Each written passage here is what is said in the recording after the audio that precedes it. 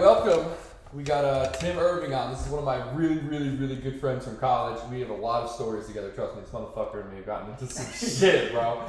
It has been a wild ride these past. God, last time we were freshmen was like 5 years ago, right? 5 years ago. Yeah. How fucking many is that? It's insane. Right? It's insane. It doesn't make sense. Time. I was thinking about this. I was driving the other day, and I was going to my gym, which is like in fucking North Jersey, right? It's in Oakland. And I'm sitting there, and I'm like, dude, how the fuck has it been this long since I had a party at Pike? Like, bro, that's fucking crazy to me, right? And I love reminiscing on that too, because we were so new to the college life, and we didn't know what we were doing. No. At all. No. We were just going. Yeah, we were just vibing with it. We just did whatever came natural. We acted like fucking animals. In a 90-degree, maybe 100-degree dorm room. Bro, my favorite thing about, frats and shit. So I wasn't a big frat person, but I loved Aegis. That was my absolute favorite thing. Fucking seeing kids vomit in the street for at fucking 11 in the morning.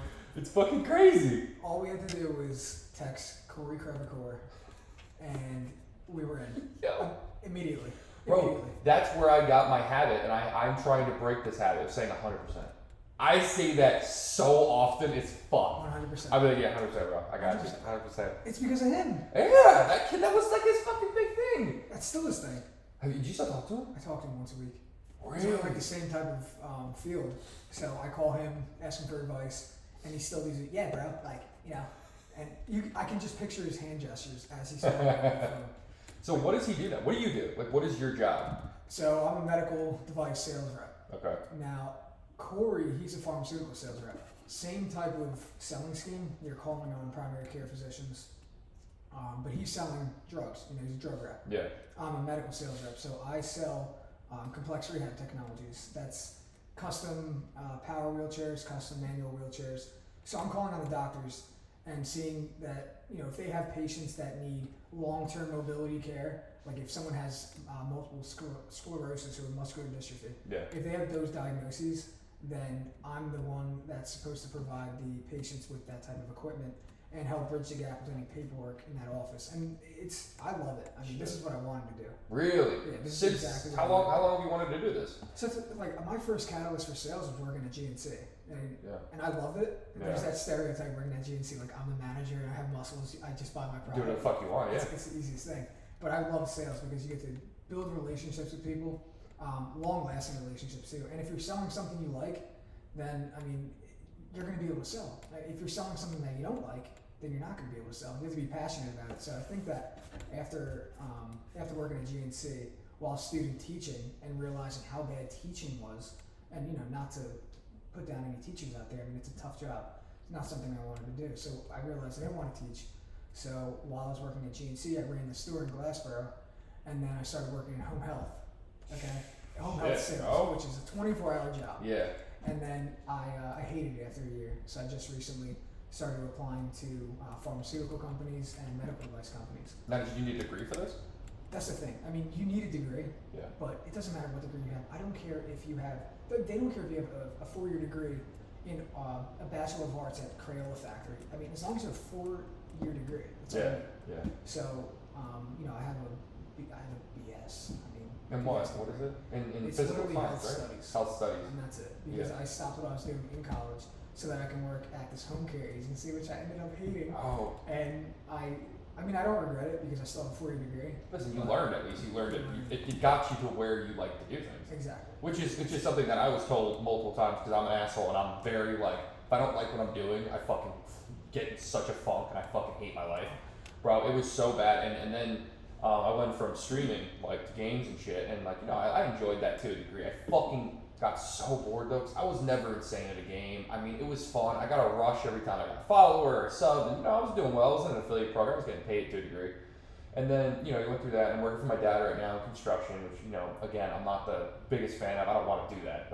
And then I was fucking going through one of my fucking Manic episodes, and I'm like, bro, what's the next fucking thing? What's the next big thing? What am I going to do? What am I going to do? My fucking brain's going a million miles an hour. I'm like, podcast, fuck it. Yeah. And I'm thinking about it, and this is the first thing in my life that I've done where I'm like, yo, this is fucking cool. I can have some cool people on. I can talk to them, and it's all that same shit that I enjoy, like getting those subs, getting eventually getting paid. It's like that's the cool part is that I don't really like completely give a fuck about that. That's like the side thing. It's, I get the money too eventually, Right. and it can make this my thing. Like I'm happy that I can make this my thing as opposed to the streaming where it was like, all right, I'm gonna do this to make money. Now it's like, yo, I'm doing this, I enjoy it, and I know that eventually I can make money. So I could see that same process of hating something, trying it out, liking it, and then hating it, and then all of a sudden you're like, yo, I want to do this. Because I would have never, ever in my fucking life thought you would have gotten to this at all. I thought you were going to be a gym teacher the last time we talked. Like, look, I think that's what made me, because people say, oh, so you're going to be a gym teacher. So, you told me that, I thought. Physical education teacher. He's like, I get it, I'm going to teach 5-year-olds how to kick a... That was like when I told Jackie that she was a porn star, adult film actress. Yeah. My bad. Yeah, it completely, it turned me off. And you know what, I think that when I was student teaching in Pennsauken, terrible area. These kids were vaping in the locker room, in the hallway, blowing me in my face. What am I supposed to say? I'm not getting paid for this. Yeah. And I can't say anything. I'm a student teacher. So when I realized that the way society is right now, and these kids in the school districts, I did not want to be a part of it. And just like you were talking about, I mean, you know, you have your podcast, you have a lot of opportunity for growth. I mean, you start from the bottom and work your way up. Teaching, it's not like that. I mean, do you wake up every day as a teacher and say, hey, like, let's go. Like, I can't wait to go and teach somebody how to kick a ball. I didn't, you know, like I want growth, you know, by week, by month, by year, and sales is the way to go. And I liked, you know, I like talking and building those relationships. So, you know, as a gym teacher or phys ed teacher, did I have that same feeling? Not at all. Bro, I mean, I totally agree with you. I mean, I had a gym teacher growing up, I'm not going to say his name, but, you know, he was a great gym teacher, awesome guy, super energetic. But, I mean, I went back probably 2 or 3 years ago to be a camp counselor at my school's, you know, camp. And he was still there. And it's like the same thing. You know, nothing's changed. It's the same. Listen, more power to him because obviously he loves those fucking kids. Like, that is his world. And that's great. But the whole, like, it's the same thing, bro. It's every year, same thing, different kids. So, like, I can agree from someone like you, and I know you very well, you're like me in that sense of I'm a go-getter. I need constant, like, I need to, like, achieve something. I can't, like, sit in that same, you know, every day, like, wake up, do the same thing. Wake up, do the same thing. You need that challenge, bro. That challenge, that fucking hunger, you know. And exactly like you said, it's the same thing. You see phys ed teachers, they're never leaving their spot. They're, you know, they're working their way to, you know, their pension and their retirement, and you know what? They will be there till they can't walk anymore. Yep. Because it's an easy job. It is. It's an easy job. And you know, maybe they want to be an athletic director, move up, but they have the opportunity to do so because they can stay in that position for so long. They're doing the same exact thing every single day. There's no real. I mean, there's definitely challenges. Don't get me wrong. And you know, I don't want to put down physical education teachers. But if you're someone who likes to challenge himself, a phys ed teacher's not gonna. Being a phys ed teacher's not gonna get you that. It's not. Like, I don't want to see the same day twice. Okay, that's a nice expression that I like to use. Is that I never want to see the same day twice. I want there to be a new challenge every single day. Okay, I want growth. Like I said, by week, by month.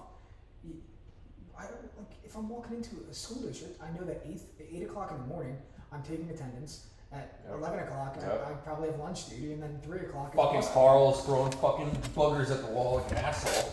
Fuckers in these schools, man, they're terrible. Oh my! I wanted to. Listen, I kept my composure, but I really wanted to like strangle these. Dude, when I was a fucking counselor, I did it because it was like a job. Like I was in fucking college and I'm fucking doing a job. I didn't hate the kids. I fucking hated how they acted, and they like. At a point feared me because they'd be like, I'd be like, they'd be doing something fucked up, like doing the Fortnite dance nonstop. And I'm like, all right, haha, it's funny, stop. Okay, haha, funny, and stop. Fucking Carl, sit the fuck down! And he's just like, bro, what do you want from me? And then the head counselor gets mad at me. What do you want me to do? Do you want me to like, hey Carl, could you just stop, please? And the kid's gonna tell you to fuck yourself. They don't react to that. And he was fucking 11. They don't care. They don't. Like, they don't give a shit, if bro. If you curse at them and say, sit the fuck down, that's what they're going to listen to because that's probably what their dad says. But exactly. Like, you can't teach these kids how to calm down the way you did when you were when it was 1970. It's just not going to work. No. There's a new way of teaching these kids the way they want to learn. And you know what? With all this social media going on that they have the access to at such a young age, like TikTok and all this other social media, which I love social media, but as an 11-year-old, 12-year-old, I mean, is it necessary? No. And they're learning all these things and they're bringing it into the school, like the Fortnite dance when you're presenting as a teacher and they're just getting up and doing that. I've seen it so many times. I mean, it's what the fuck. And nowadays, with the whole social media stuff, it is so. Listen, I don't want to say it's toxic because growing up we did have social media not to this extent. MySpace, but I mean, like, think about the instant gratification and the shit you can see now in 60 seconds. How many things on TikToks do you see? Like, I don't know if you're too active on TikTok. I mean, I watch it all the fucking time. It's so addicting. I try not to, but bro, they have some fucked up shit on there, and there's no filter for kids. No. Like, you can see some, like, and a lot of them are thirst traps, like girls in like the tiniest bikinis. Oh, the small waist, pretty big. Bro, it's true. It was the first one I've ever seen. And that's where it is. I mean, I'm not saying, like you said, you can't do the same thing you did in 1970, but you can't even do the same thing that when we were kids, which was like fucking like 10, 15 years ago.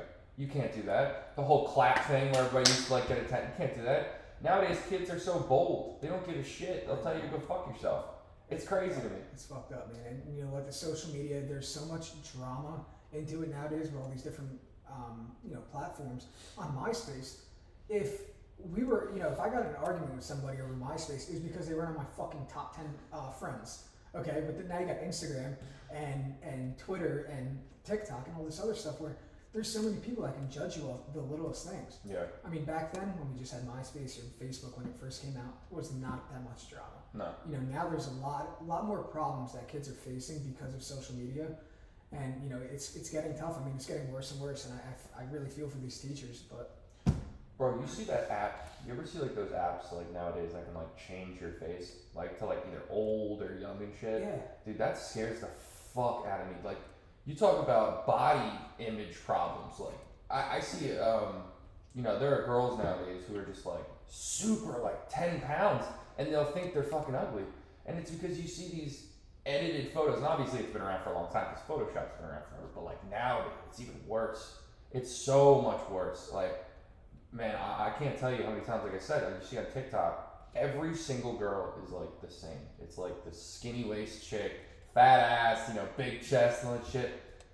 And it's just, listen, I'm not saying that it should be taken off, and I don't think those people should be like ashamed of their bodies. I mean, great for you, you fucking work for it, but at the same time, like, you see these, you never see, like, it shouldn't be kids seeing this. And I think that rests on the parents more than anything. But at the same time, what do you do with the parents? Social media is everywhere. My friend has social media. What am I supposed to do? You don't want to feel like the outcast. You don't want your kid to be that fucking, weirdo who doesn't have anything. I know. But it's probably better for them in the long run. It's the parents. Yeah. I mean, it is. Well, it's just like when they used to play fucking music for it. I know. I mean, dude, it's 100% the parents. I mean, my parents didn't want me to have, like a MySpace, but who the fuck is gonna listen? Like, you're gonna have a MySpace. Of course you are. And now they're gonna do it. Dude, they can, if they have an iPhone, they're gonna find ways around it. Oh my and god. Don't buy your fucking son or daughter an iPhone. Bro, I didn't get a fucking phone until I was in like 5th grade, and it was one of those fucking flip phones. Dude, how old? That's what I mean. You sound old. Got a little fucking flip phone that didn't have any internet and shit like that. You had to text with the buttons. I had a Razor. I didn't fucking have a Razor. I got a fucking I got like a little old flip phone, and then eventually I worked my way up to like the NV2. Oh yeah. I was cool like that. I was one of those kids. Steph said that NVs were like huge in Woodbridge, like the tall ones. Yeah, the orange and neon. Yeah, bro, those are like the big ones. I feel like everybody had those at one point. Envy. So when Envy, it went Sidekick. That was huge. The Sidekick. She says the same shit. You're the coolest person to be at a Sidekick. And then I had a Blitz too. A Blitz was like this little blue piece of shit Verizon phone where you slide it up and there's a keyboard. But the only thing the only thing you can really do with those type of phones was have a good ringback tone. And I remember mine was Riding Dirty. I remember mine was Riding Dirty. And the first time I heard that song was when I was on the Zipper at a carnival, and they were blasting, Try to Catch Me Riding Dirty. That same day, I made that my ringback tone, and I had it for probably that entire year. And now that I think about it, that is so embarrassing. Bro, it scares me to see how fast, again, we're still young, we're like 24 years old, how fast things move. because it's been like, again, like 10, 12 years since we were that age where we had those technologies, and now you see how fast technologies move. We're finally getting to the age where we're like, fuck, everything is changing really fast. What the fuck is the world gonna be like when we're 60? As is, they're fucking talking about, I don't believe it, but they're talking about fucking aliens being on Earth. Like, I know. I don't believe that shit. I believe that, there are some unidentified objects and shit, but really fucking aliens here. I don't really. What are you thinking on this? What are you fucking thinking on this? Like, what the? I mean, the Pentagon releases, they release some things, okay? These UFOs, Recorded on a Nokia. Yeah.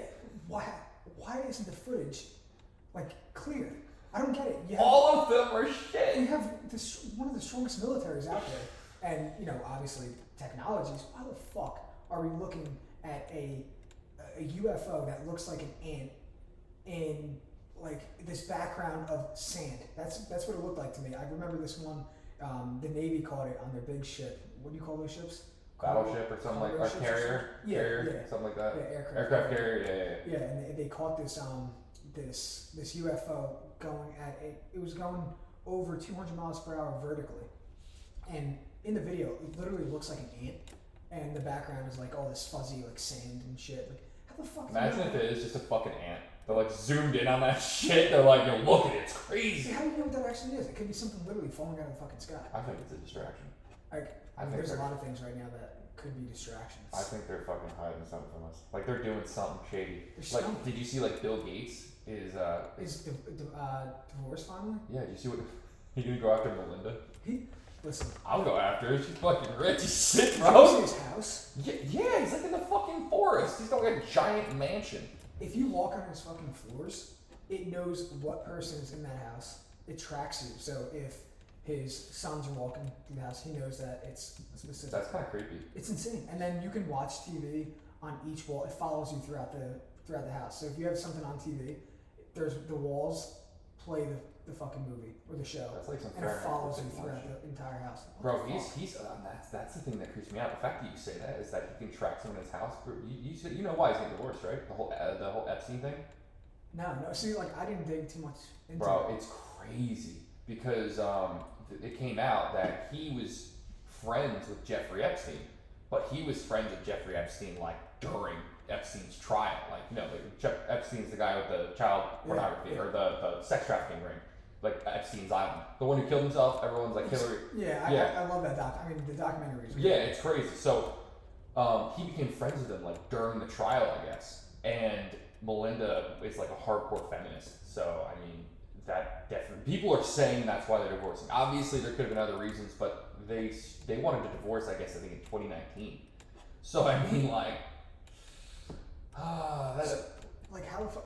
So I'm guessing that when the truth comes out that you were friends with Jeffrey Epstein during these times, just because you were his friend, I guess, shit's gonna go down? Divorce, He became friends with him when he was on trial.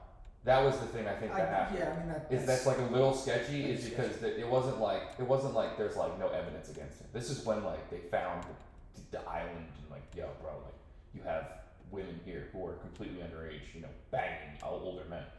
Epstein was a piece of shit. Don't get me wrong, total piece of shit. But how the fuck did Bill Clinton get tied into that? And I think it makes it look. So at this moment, we realized that the mics weren't working through the computer, and it was just recording through my MacBook speakers. But we fixed it right here. We're all good. Enjoy the rest of the podcast. To go and have sex with underage girls. But why did he? So what's the tie between him, being friends with him, and then during the trial? Why do you think he became friends with him during the trial? I have no idea. I mean. So that's what the fuck's the point? That's what I mean. I feel there's more to the story. I don't know if I misquote. This is something I've read, that it was happening during the trial, that he got closer to Epstein. Maybe he was friends prior, but I do know that he was friends with Epstein, very much so during the trials, and that's what caused them to be like Melinda. Again, props to her. If that's what the case was, props to Melinda for doing that, because I think it's Melinda, right? Melinda Gates? Melinda, yeah. Yeah, so Melinda Gates, props to her. The fact that you were you're taking that leap of you know what, fuck you, I'm leaving. That's awesome. Bill Gates, you got fucking dumped. That's true. The biggest nerd in the fucking world couldn't even keep money, or couldn't even keep a chick with money. He's a nerd, but if you like I watched his videos like when I was looking up his house and I was just scrolling through videos on YouTube. He's cool. Like he's actually cool. Like, he's not like this. He's a nerd, 100%. Oh, 100%. But like he talks like a not a nerd. You know, like he's a cool guy. Yeah. And well, him and Warren Buffett, those videos, right? Is that right? Yeah. Warren Buffett's the fucking man. Oh my god. I hope nothing ever comes out about him. I love that guy. You never know. Who knew? Fucking Bill Gates. Maybe him next. I mean, bro, there's so many people that was like when people were my friend. I don't know who told me. I think it was Chris. He's supposed to be coming onto the podcast soon. Chris is one of my best friends from high school. He told me, I think that there's something called a death code or something like that. So basically, every couple years, Epstein has like records of everybody who came to the island, everything, and they haven't found these records yet, I don't think. And he has like a code on his computer that he enters in it could be a year, it could be 5 years, it could be 10 years, and if he doesn't enter in that code, the information's leaked to everybody.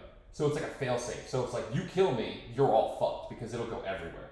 So I'm wondering if that's true, who is going to be exposed? Because I remember there were people saying that Forrest Gump, what's his name? Tom Hanks. They're saying he was involved. Oprah Winfrey was involved, which I find hard to believe because she was in her own. Yo, what the fuck? Bro, there was accusations. Winfrey. Every famous person is suspicious when it comes to these files, and I don't know if it's true or not. I just know that Chris mentioned it to me that that's the thing, that the death code is real and that it was his failsafe, and they don't know how to crack it. But if they don't, it's gonna explode and tell everybody everything. Could you imagine the shit that you'd find on there? That would be like, you wouldn't trust anybody. Anybody who had money, you just wouldn't trust at this point. I mean, you can probably imagine what kind of people, like what people are going to be tied to that if that comes out. I mean, think of what what came out so far and who we know, was tied to Jeffrey Epstein at the time. Yeah. Imagine, I mean, with the people we have now, just imagine if that comes out, who the fuck else would be a part of that? I mean, I don't think Oprah Winfrey. That just sounded like insane. Betty White. The golden girl gone bad, bro. That's gonna be the big one. No, I love Betty White. Never, ever.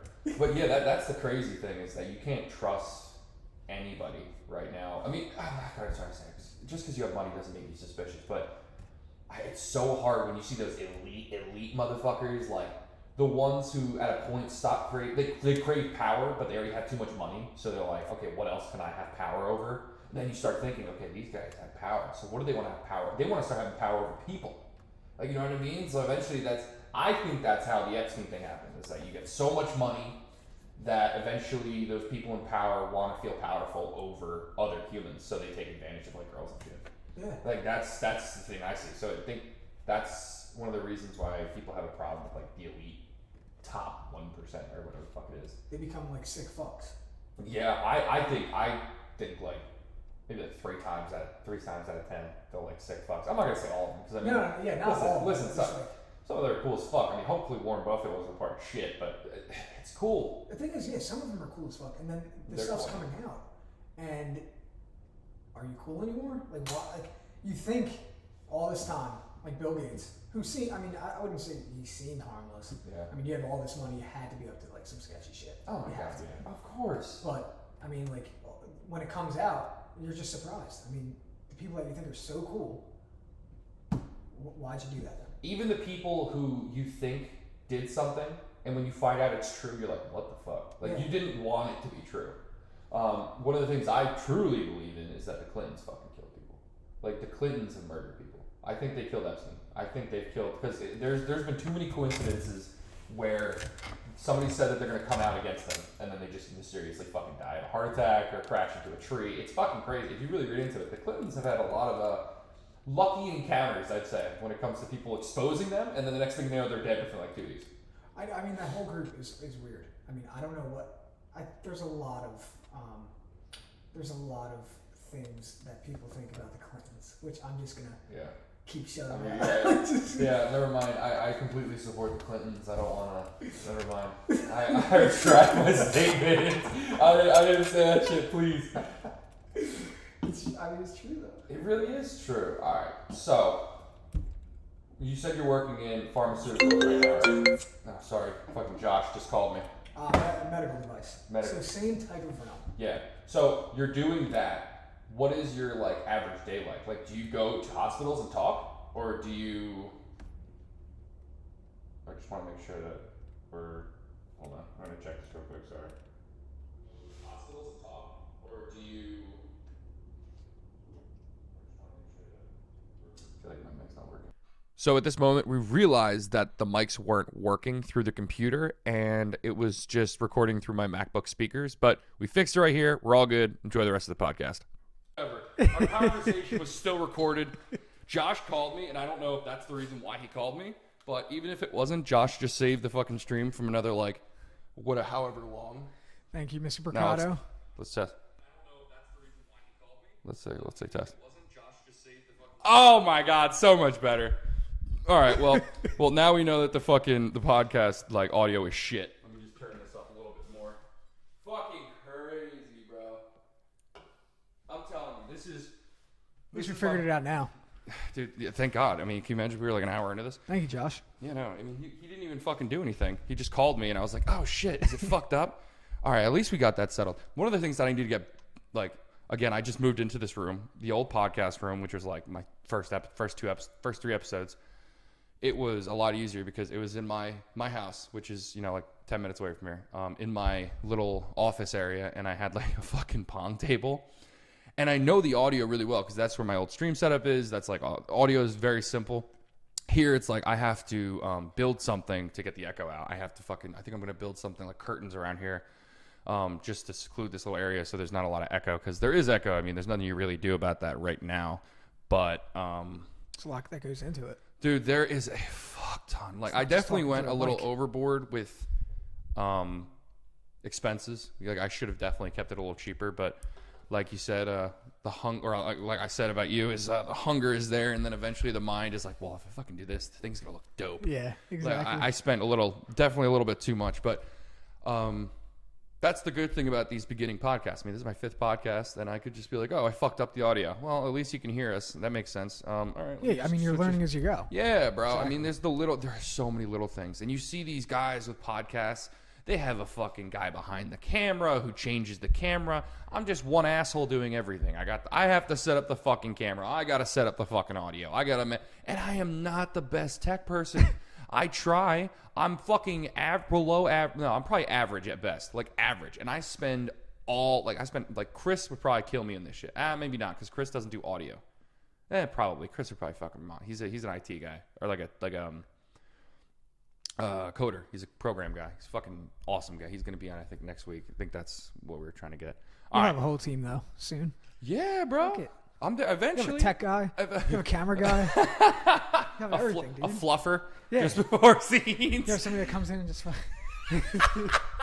But yeah, okay. So another thing is that I'm happy about is that I know I can rely on you, because I have 2 people right now that I can count on if I'm ever like without a guest. Like, because again, I'm beginning, so I won't always have that star guest like Jackie O. I have a guest coming on next week, Brian Becker.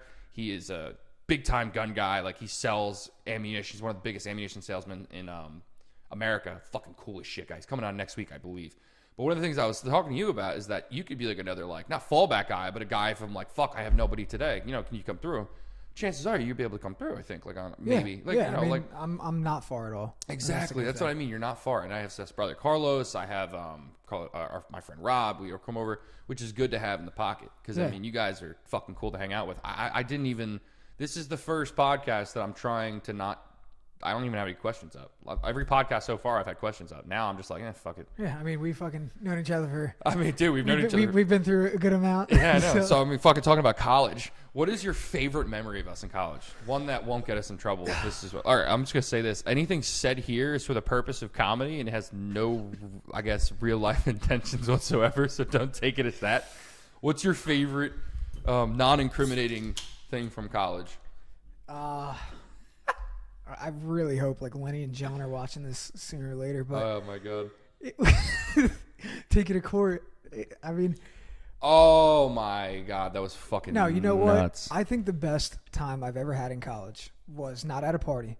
It was when me, you, and Josh. I think it was just us 3. We stayed home. We stayed in our fucking 2x2 dorm, and we drank a handle of whatever it was, probably Smirnoff because we were cheap fucks. No, Burnett's. Burnett's, yeah. We didn't even fucking have the money for Smirnoff. We weren't rich. Probably Burnett's, like some like cherry Burnett's, disgusting. Ugh, yogurt flavored. Ugh. We stayed inside, and we became a wrecking ball. Okay, so we played Christmas songs from, it was probably Christmas night, bro. That's what it was. Evan has a huge ego. That's what it was. And me, you, and Josh were going around. We were TPing the entire dorm. Okay. I mean, listen, we've already gotten in trouble. We did our time. We did our shit. I don't care. I have videos of it too. Oh yeah, I got it on my laptop. I have so many fucking videos. I sent them a few weeks ago. But it was. I mean, we were TPing all of the rooms. Okay, we were tying shoelaces to random kids' door handles so they couldn't get out. We went downstairs into the comm room. Allegedly. And we threw. I mean, we were throwing probably eggs at the RA's room. We were flipping over couches. We were absolutely hammered. Josh looked like an absolute wreck. He had like 10 holes in his shirts. His hat was sideways. Pretending to be like Call of Duty players running into walls. Yeah, he was like pretending to run into a wall with a gun like he was lagging or something. Bro. It was a good time. We were playing Christmas songs all night. We got in our feels. I probably cried 5 times. That was the best night That's I've like ever a had. classic night in college, though, bro. I swear to God. Because when I think of the best night, I mean, it came to me right away. You know, like I had great party nights with you guys. Yeah. And dages, like you said. But like those nights where we just stayed in the dorm and caused mayhem. We actually caused mayhem. Bro, those are my favorite even now today. I would rather stay in with a group of like, even if it's like a party night, I'd rather have like 15 to 20 people. And if it's like a chill night, like I just want to have fun with my friends, even better is like 5 to 10 of my close friends and we just get fucking hammered. I know that I haven't been able to see you for a while because you told me you've been fucking, you've been busy, you've been doing a whole bunch of shit, you've been making moves in your life and shit like that, which kind of sucks. And you also lived in Philly, right? I lived in Philly, yeah, for a year. Worst experience of my life. Really? I always saw your Snapchats. They always look fun at work. Oh my God. I mean, listen, work was work. I was literally there to work. I moved from Rowan when I graduated to Philly, and it was a nightmare living in Philly, man. I mean, I was paying like $200 a month on parking tickets. I couldn't do anything about it. There was no parking garages near me, okay, for one. For two, I mean, people were parking like scumbags on the sidewalks. I would park in front of stop signs. I would park on the sidewalks too. And my car got destroyed in the back. My Nissan has Philly bumps. There's at least 10 Philly bumps. That's what we call them. It's just you're getting bumped every night. There's license plates. The holes on my bumper are from license plates, dude. Like I can tell. And I have like 10 of them. My car is destroyed from living in Philly. And on top of that, I was paying all those tickets, those parking tickets. Yeah. And then, it wasn't comfortable living in an apartment with 2 of my boys. I mean, I love them to death, but like I can't live with guys anymore. I just can't. Yeah. Like I like having my girl now. And when we were living together for a certain period of time, she'd clean every single day. I mean, it was great. Now I was cleaning up, dog shit and piss. It's not even my dog. And was that the pit bull? Yeah. And the pit bull's great. I love her. Pit bull was awesome. That was a sweetheart dog. But like coming home to like shit and piss after a terrible day at work, getting out at 9 o'clock. Did you have to clean it? I cleaned it, yeah, because I would walk in and it was right near the door, and I'd either step on it, slip on it, which happened a lot. You slipped on shit? Slipped on piss. Oh, I was about to say slipping on shit I would lose my shit. I would lose it. I would fucking lose it. I think that's where I would take the shit, put it in a tissue, and smother it on his door, my roommate's door. Because that's how mad I would get. But it came to a point where enough was enough. So the lease is still active right now. And really? It's done in 10 days. But I moved back home because I couldn't put up with it anymore. And I got a new job. I couldn't live there anymore. When did you move back? About a month and a half ago. Oh, wow. So you really were you still paying? Are you still paying for the lease? Yeah. So I paid the last 2 months when it wasn't really, like the 1 month I was like back and forth. And then just this last month, I didn't live there at all. But then one of my other buddies just moved in, and he's going to be paying. He paid half of last month, and then he's paying full June. So I got somebody to replace me on the lease, at least for the last 2 months. And they're still working at that place? Yeah, they're all working there. What was that place? It's called 365 Health Services. It's a home care agency, but it's a new company. And listen, the biggest thing about a new company is that when you're working for, it can even be a young company, 5 years old. It's a startup company. Remember, there's flaws everywhere. Nothing's figured out. So they rely on you to be the one to figure it out.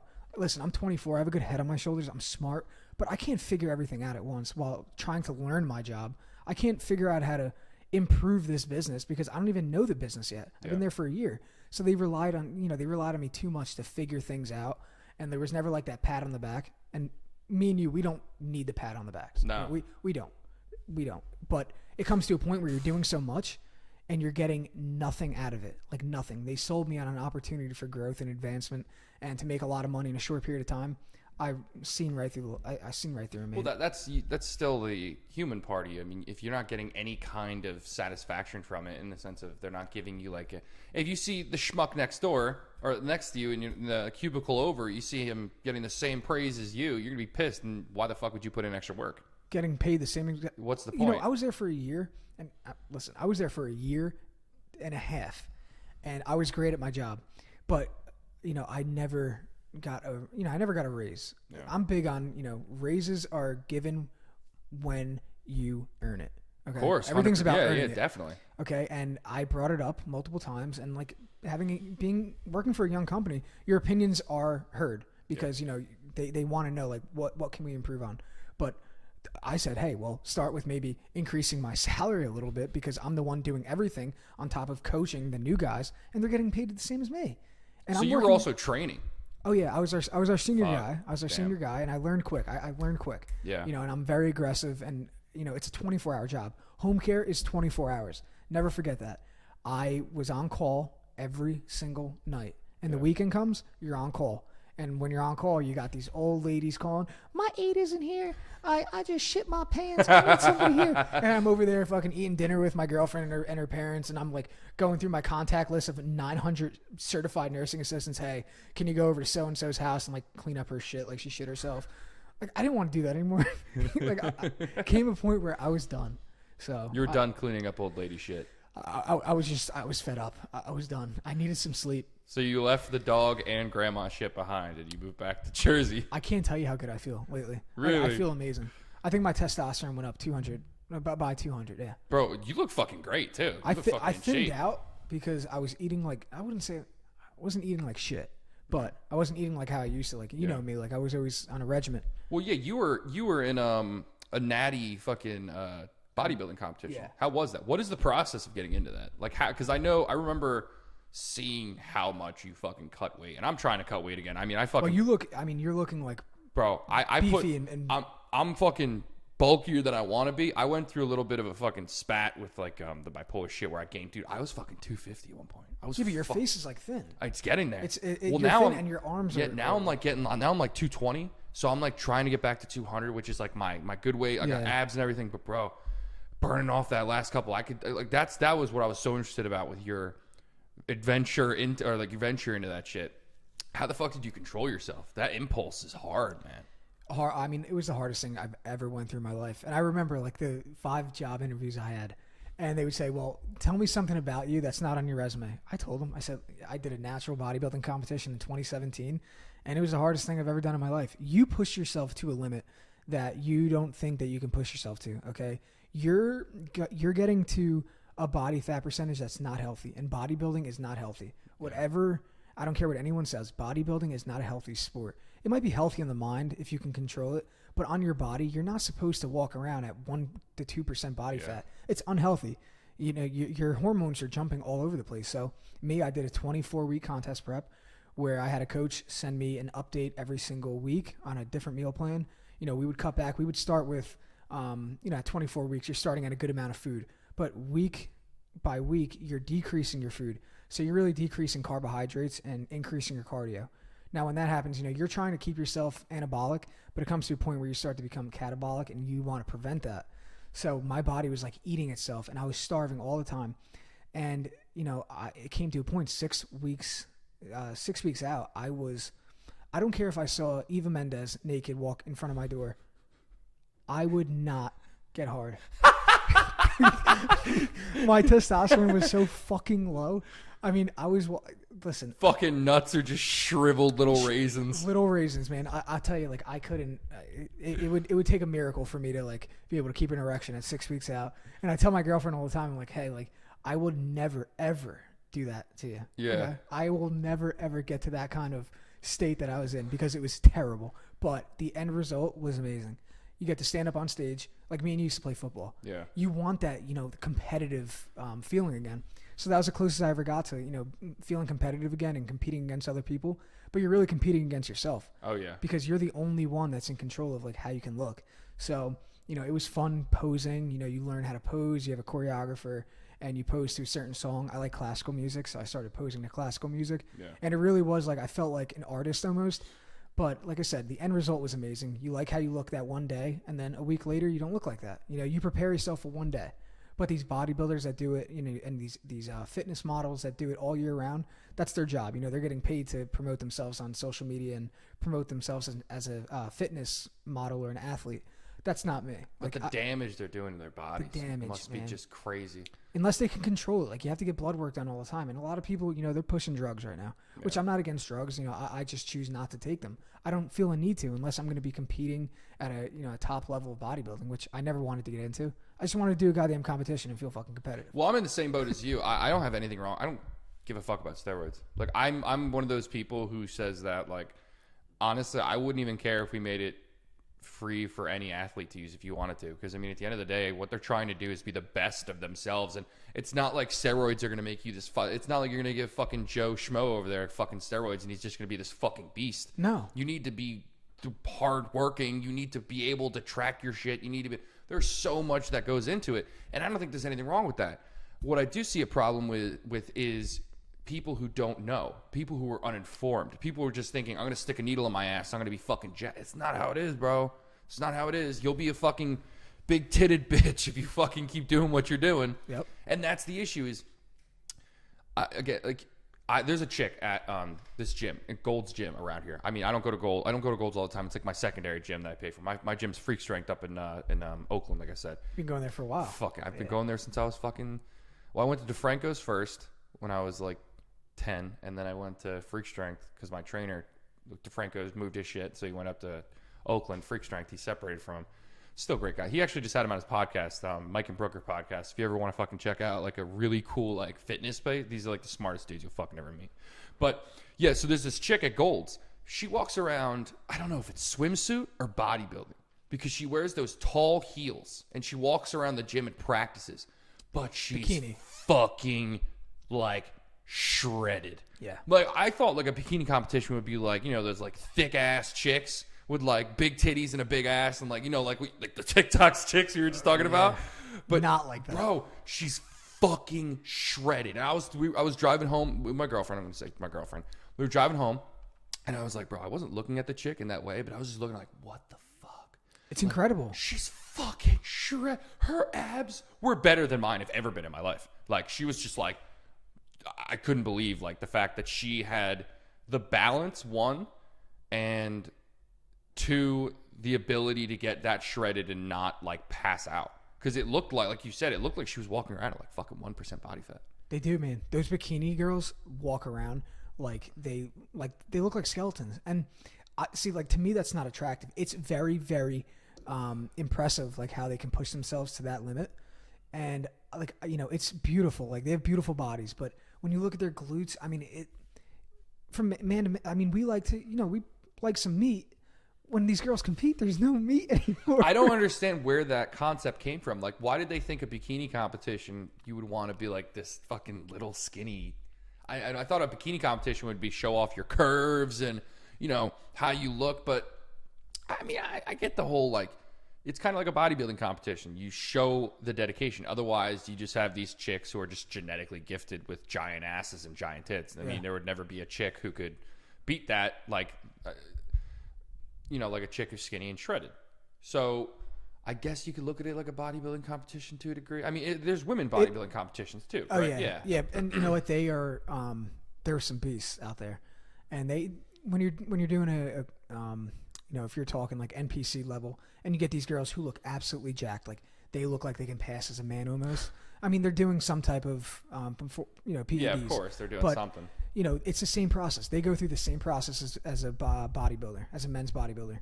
But the difference is that they can put on heels and a bikini and they can show off their aesthetics. They look stunning on there, but it's just not my thing. Like, I don't like. Oh, I totally agree with you. That's definitely not my thing. Nothing against it, but that is definitely not my thing. I would like to say, I don't know why. To me, that just doesn't look healthy, and it probably is healthy to a degree, but I don't think it looks healthy. Like the whole like twig kind of thing. I think that starving yourself like that is it's just not a healthy look. It's not. That's how I was. Yeah. And like you said, I remember you look fucking fantastic. And the same thing with the girls. They look fantastic, but at the same time, it's like, yo, you look so unhealthy. You look like a fighter who just went in the sauna to cut weight right before a weigh-in, like for 30 minutes. Like fucking Christian Bale. And what movie was that? Like he looked like a twig.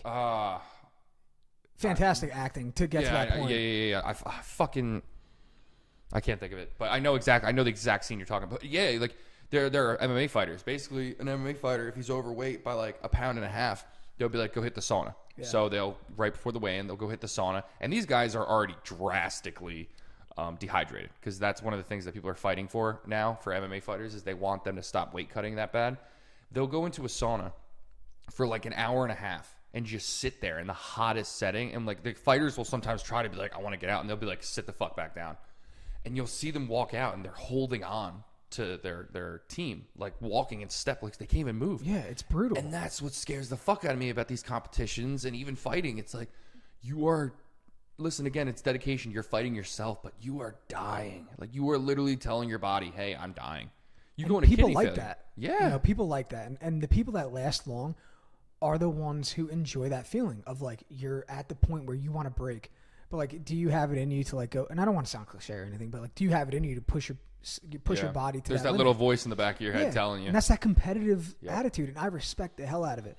And like you were saying before, is these people that are doing steroids that are not informed, okay, and they're uneducated, they're ruining their bodies. But there's a lot of people who are, you know, using these performance enhancing drugs, and they can control it and they understand what they're supposed to take to get to how they want to look.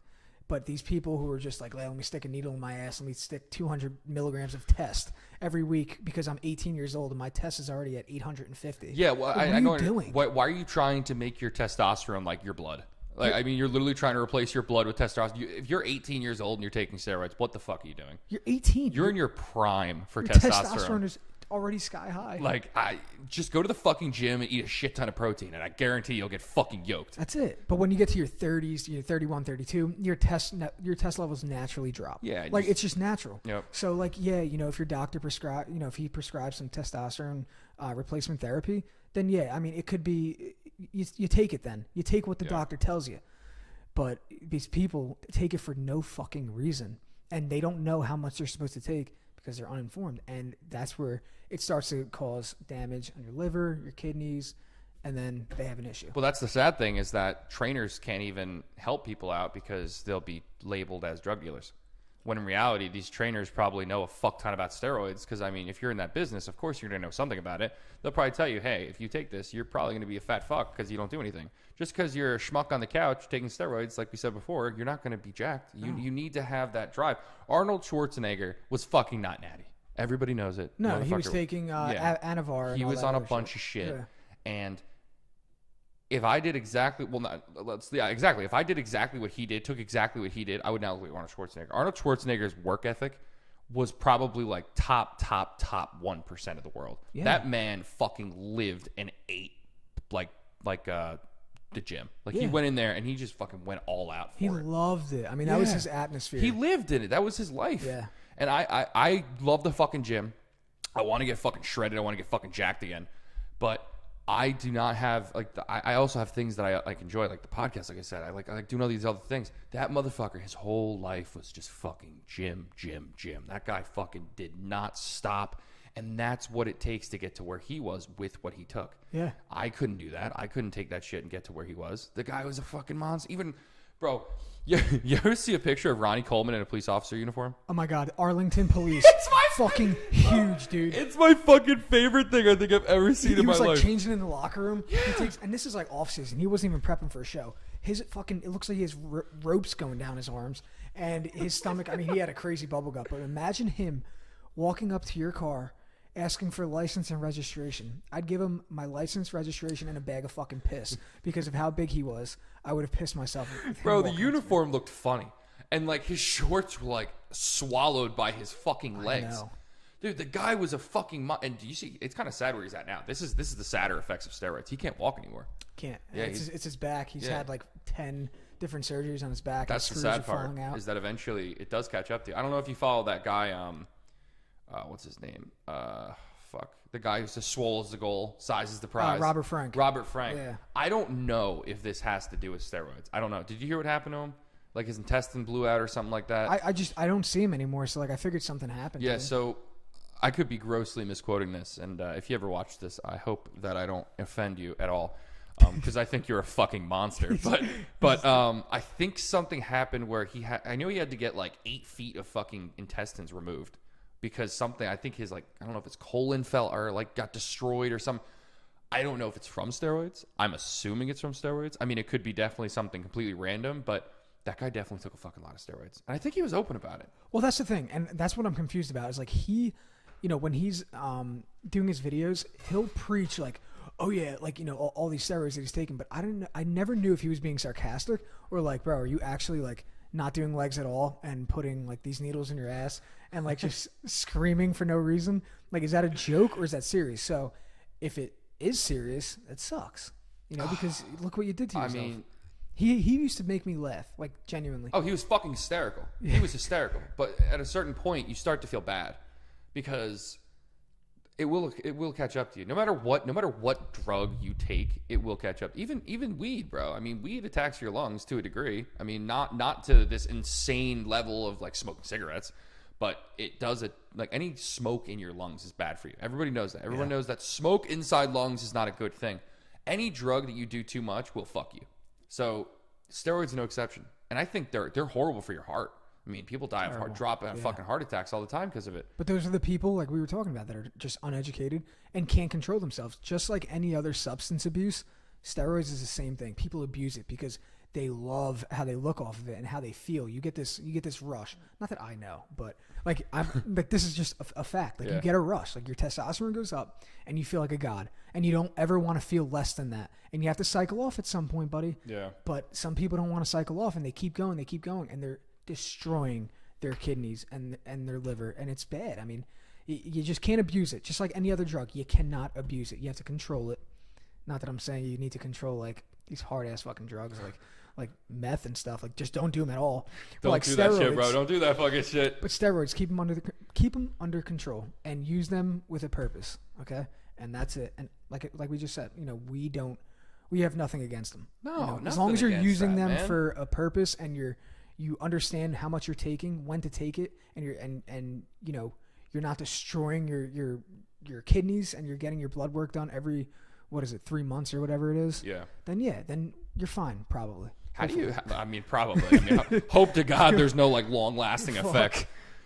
Oh my God. So yeah, we talked about the steroids. We talked about some college stories. So what was it? I never really got into Greek life. You were in Greek life for a while, right? How long were you active in it? Because I know that you were inactive for a while, right? Yeah, I went through these like weird phases. I loved Greek life for the first year, sophomore year, spring semester. Yeah. Sophomore year is when I got into Pike, and I was partying for a while my first year. But then you realize that after a year of partying every single night, because that's what it is. I mean, there's always something to do. That's the best thing about a fraternity. Like people can have these opinions, and I get that. And like, you know, people say you're paying for friends. I mean, you might be, you know, if you're an absolute weirdo and you can't, like, then yeah, maybe. But like, I could have got the same exact friends not being in a frat. Yeah. But you always had something to do. There's always something to do every single night, and you start to get bored of just partying after a year. So, after a year, I just kind of cut back. I focused on my schoolwork. I was working at Landmark bouncing. Yeah, I remember that. Working at GNC. I worked at ShopRite in college. I was more focused on just working, and I also had a girlfriend throughout college too. So I didn't want to be a part of that drama, and there was a lot of drama that came into it. People fighting, like Greek life, like different frats fighting. Like, like 30 guys in a house that are just full of fucking piss and vinegar and testosterone and shit. I mean, of course something's gonna go wrong. But people would, you know, we had a huge fight. I lived in a house. A frat house, and I was not in the partying mood whatsoever that entire year. Like I said, I had a girlfriend, and there was a huge brawl. I mean, probably 80 to 85 people outside on North Main Street down the block from Landmark. Yeah. And I got woken up in the middle of the night. It was like 1 a.m. And I was in my boxers. Val was, like sleeping with me. And my roommate comes in, yo, we need you. Come out. And I walk outside. I'm in my boxers. I'm like, what the fuck's going on? 80 kids, not even kidding. I just see all my friends like getting punched, like people hooking off on everybody.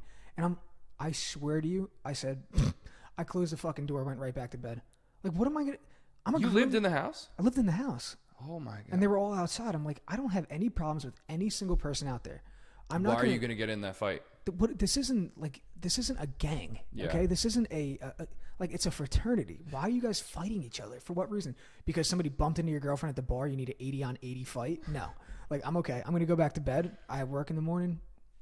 Have a good night. See, right there, you're more responsible. The fact that you're more responsible than people who are fucking seniors and shit is crazy. Because I feel like when you're, sophomore is like 20 years old, that's like when you're an asshole. That's when your instinct is to just be like, fuck yeah, I'm going to get into this fight. Yeah. You and I are the same kind of way with that. I mean, if I got no problem with somebody, I'm not going to jump into this fight. I mean, there's no reason to. If they break my hand? Not even in that. If a fucking cop pulls up, what's going to happen? You're going to go to jail. What happens? You go to jail. You're fucked. You have to tell every job that you go to, hey, yeah, I went to jail for fucking fighting for no reason. You broke some kid's jaw that you didn't even know that was there because he just wanted to join in on the fight. And like what do you say? Like, why did you do it?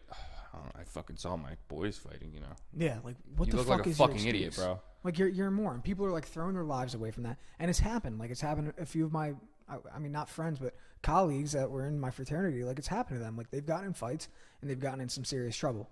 It's pointless. Like a fraternity is great. You got to definitely weigh out your options and see which one that you want to join. Yeah. Because everybody has this different stereotype, and Pike they were a good partying frat. They had good intramural teams. Like I played intramural softball and I wanted to get into that, but you got to make sure that you choose wisely. You don't want to join a fraternity because like they're the cool kids on campus. Yeah. Like make sure that you're going to get something out of it for the 3 years that you're paying all this money per semester, because you're paying a lot of money. You have to pay dues. Would you recommend going into Greek life? If you were to go back to college right now, would you redo it? Would you go back to Pike? Yeah, I would definitely join Greek life. You have to be a part. Really? I feel like you have to be a part of something. The college life, I loved it. Like I loved college. High school was cool. I liked playing sports in high school, but college, I mean, if you don't have a big friend group, or if you're not playing sports at the collegiate level, what are you gonna do? Like, what else can you be a part of? Like, you could be a part of clubs, yeah, but if you want to, have fun, if you're someone who can have fun at and not go crazy and over the limit, and focus on your schoolwork and find a balance, then yeah, Greek life is fine. I mean, you connect with a bunch of people. The reason I have my jobs now is because of the people in my fraternity. Really? Even this job that you have right now, you got in because of Greek life? I mean, technically. Or it led up to it? Led up to it, yeah. But okay. the last job that I had at 36, the home care agency, I mean, that was through all of my colleagues that I was in a frat with. And like, you do have a lot of connections when you graduate. Yeah. I mean, you have a lot of alumni that will help you. I'm in contact with a lot of people in medical sales that were in my frat, and they gave me a lot of advice throughout my interviewing process, trying to get this job that I have now. Yeah. And it's really helped out. So you definitely, there's good people and there's bad people everywhere you go. Okay. Of course, so you do your best to shy away from those bad people in the frat that just like to start problems and party and, do drugs. I was never into that. And you know me, I was never into that scene. I always hung out with the kids who had a good head on their shoulders, but also liked to party. That's who I was. Yeah. So that's what I did.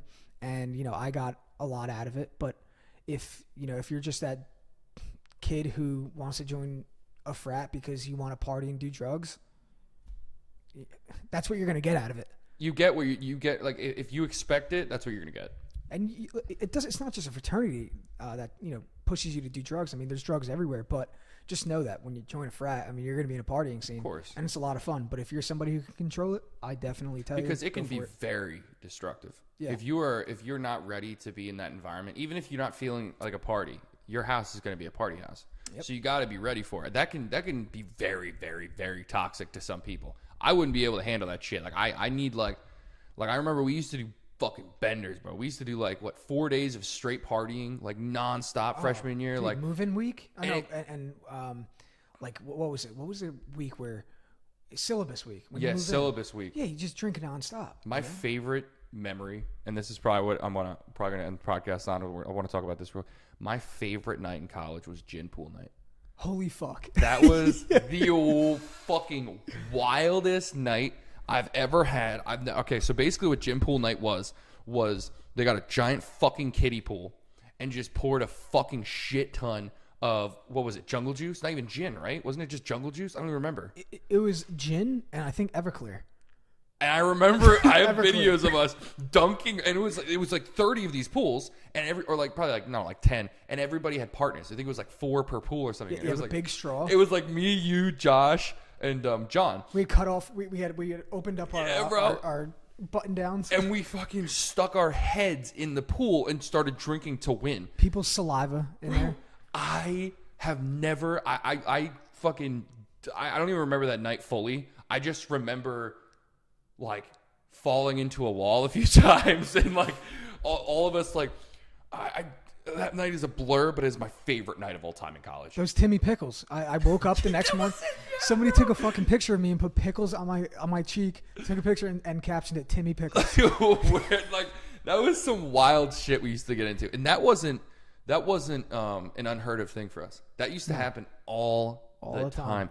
And again, like we said, you like those small gatherings where we used to get fucked up together. That's an example of a fun one where we were with people. But all of my favorite memories came from us staying in the dorms and just getting fucking shit-faced. Yeah. And like we would just do our own thing. We wouldn't have to, because whenever you went out, you always had some kind of drama. You always had something going on. That's to this day. Yeah. I mean, to this day. That's why I like staying in. Yeah. Going to parties now. Yeah. Even going to parties now. I mean, is it worth? Listen, I guess we're still young, so we're still fucking dumb. Yeah. Like, to a degree, we're so fucking dumb. But even now, it's like, I'd love to go to the beach and party. But at the same time, the thought of it is a great thought. But when I go there, I'll have fun for a little bit. And then after a while, I'm like, I want to drive fucking home. I'm fucking done with this shit, bro. Yeah. Like, I don't like sleeping out. I like sleeping in my own bed. Oh my God, I know. I'm not a fan of that. I'm not a couch crasher, bro, at all. I know some people who can do that, and I can't. I get, as is, I've put my body through hell with just fucking football and mixed martial arts training and shit like that, which I haven't done in a while. I gotta fucking back into it. But putting my body through that, sleeping on a fucking couch, bro, it sucks. Last thing I want to fucking I can't fucking do it, especially when you're drunk. And you got a girlfriend? Exactly. What, am I going to sleep on a fucking air mattress or a floor with my girl? That's embarrassing. It fucking sucks. It fucking sucks. I'm not somebody who can do that. All right. Well, this was a fucking fun podcast. Yeah, I like it. I had a fun. See, this is what I mean. Reminiscing. This is the first podcast I've had where I haven't had questions up, guys. All right, so next week I believe I'm gonna have Brian Becker on. I'm not sure yet. He hasn't confirmed. I'm hoping that he confirms soon. Then Chris will be Friday. We need some more guests. If anybody's interested in joining the podcast, let me know. Hit me up. My email is in the YouTube description.